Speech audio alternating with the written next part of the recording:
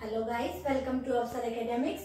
आज हम अपने चैप्टर द कोल्ड वॉर इरा में आगे बढ़ते हैं थोड़ा सा।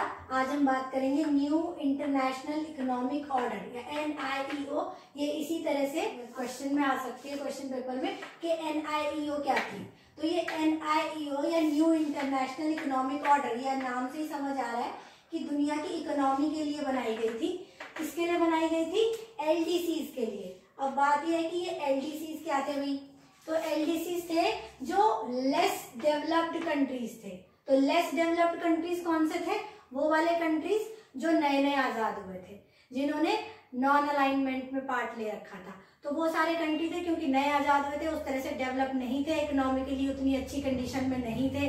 अब इकोनॉमिकली जब कोई अच्छी कंडीशन में नहीं होता है तो वास्तव में उसकी फ्रीडम को फ्रीडम नहीं मान सकते, क्योंकि अगर आपके पास पैसा ही नहीं है तो आप किसी न किसी रूप में दूसरे के अधीन हो ही जाओगे।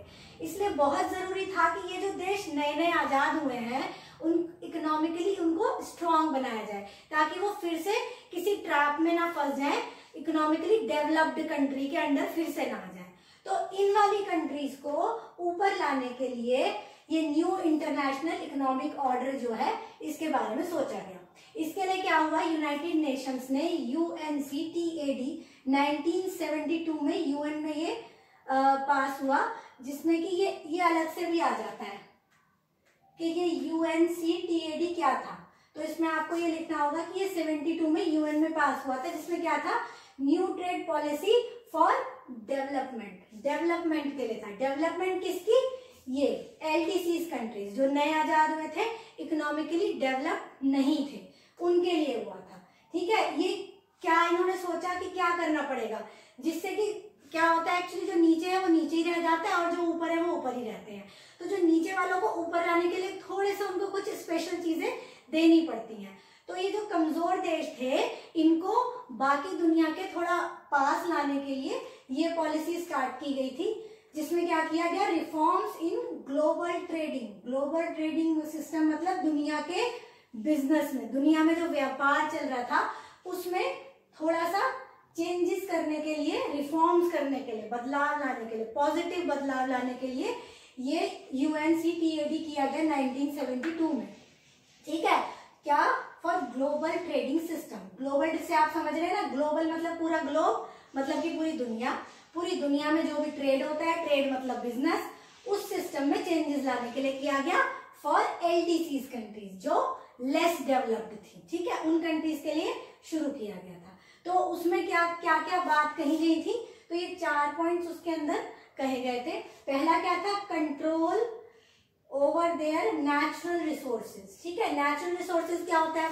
नेचुरल रिसोर्सेज होता है जैसे किसी भी देश के अंदर जो उसमें कोयला मिलता है, खदानों में जो भी चीजें मिलती हैं, वो सारी चीजें, पेट्रोलियम मिलता है, उनका लैंड है, उनके जंगल है, उनकी वेजिटेशन है, जो भी चीजें हैं वो क्या है? उनका नेचुरल रिसोर्स है। अब होता क्या था कि ये जो डेवलप्ड कंट्रीज थी, इनके सारे नेचुरल रिसोर्सेज को एग्जॉस्ट कर लेती थी, क्योंकि उनके पास इतनी टेक्नोलॉजी थी नहीं कि वो अपने नेचुरल रिसोर्सेज को ठीक से यूज कर सके। तो जो ये अमीर कंट्रीज थी वो आती थी और इनके नेचुरल रिसोर्सेज को यूज करके चली जाती थी। स्पेशली जब ये कोल्ड वॉर इरा चल रहा था, तो जो जिसके ब्लॉक में आ गया उसकी हेड का जो देश था वो उनके नेचुरल रिसोर्सेज को यूज करके चला जाता था, जिससे कि ये लोग डेवलप नहीं हो पाते थे। तो पूरा जो कंट्रोल हो वो इन्हीं का हो, इनके नेचुरल रिसोर्सेज पे, ऐसा एक सिस्टम बनाया जाए। दूसरा क्या था? Access to western market. Access to western market का क्या मतलब था कि ये जो लेस डेवलप्ड कंट्रीज थी, इनको इस तरह की सुविधाएं दी जाए कि जो भी ये चीजें बनाए उनको वेस्टर्न मार्केट में बेच सकें। अब तक क्या होता था कि ये अमीर देश जो होते थे, इनके नेचुरल रिसोर्सेज ले जाके अपने देश में बना के और इन्हें लाके बेच देते थे। यानी दोनों ही कंडीशन में नुकसान में तो यही देश रहते थे। इनका सामान गया सस्ते दाम पर, वहां उन्होंने बनाया और उसको दुगने तिगने दाम पर लाकर इन्हें बेच दिया। तो दोनों ही हालत में अमीर देश और अमीर हो गए और इनको कोई फायदा होता नहीं था।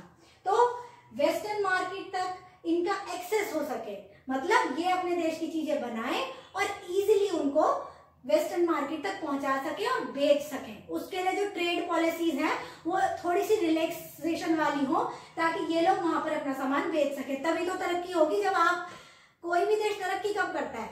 जब वो एक्सपोर्ट ज्यादा करता है इंपोर्ट की जगह। एक्सपोर्ट इंपोर्ट क्या होता है? इंपोर्ट मतलब जब आप दूसरे देश से कुछ खरीद रहे हो, और एक्सपोर्ट मतलब जब आप बेच रहे हो। खरीदते रहो, उससे क्या होगा? आपका सारा करेंसी चला जाएगा। आपको फायदा कब होगा? जब आप बेचोगे सामान बनाकर, तो वेस्टर्न मार्केट तक इनका एक्सेस हो सके, ऐसी कुछ सिस्टम जो है इसमें बनाया गया। और क्या गया? Reduce the cost of technology from the western countries. मतलब अब ये वेस्टर्न कंट्रीज तो डेवलप्ड थी, बहुत टाइम से डेवलप थी, इनकी टेक्नोलॉजी को ये देश मैच नहीं कर सकते थे, क्योंकि ये लोग अभी नए नए आजाद हुए थे, इनके सामने तो और ही बहुत सारी समस्याएं थी। अभी ये टेक्नोलॉजी में इतना ग्रो नहीं कर पा रहे थे, इनको टेक्नोलॉजी चाहिए थी नए जमाने की। तो वो नए जमाने की टेक्नोलॉजी में कहाँ से मिलती? वेस्टर्न कंट्रीज से। अब ये वेस्टर्न कंट्रीज इतनी महंगी इनको दिया करते थे कि फिर इनकी रेंज से बाहर हो जाता था। तो इस सिस्टम के अंदर ये किया गया कि ये जो वेस्टर्न से इनको टेक्नोलॉजी मिले, वो थोड़ी नॉमिनल रेट्स पे मिले, इनको भी वो मिल सके, ताकि ये देश भी तरक्की कर सके। ठीक है। इसके अलावा provide the LDCs with a greater role in international economic institutions. Economic institutions क्या है दुनिया के?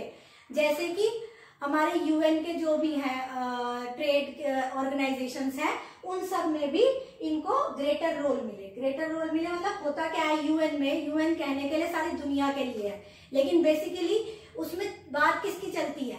उसमें अमेरिका की, इंग्लैंड की, रशिया की, इन्हीं सब की बातें चलती हैं। छोटे देशों को कोई पूछता भी नहीं है। तो वहां पर जो भी इकोनॉमिक ऑर्गेनाइजेशंस हैं, जो भी इंस्टीट्यूशंस हैं, वहां पर एलडीसीज की भी बातों को सुना जाए, ताकि ये लोग भी तरक्की कर सकें। इसलिए जो है ये न्यू इंटरनेशनल इकोनॉमिक ऑर्डर शुरू किया गया था UNCTAD के तहत, जो कि 1972 में शुरू हुआ था।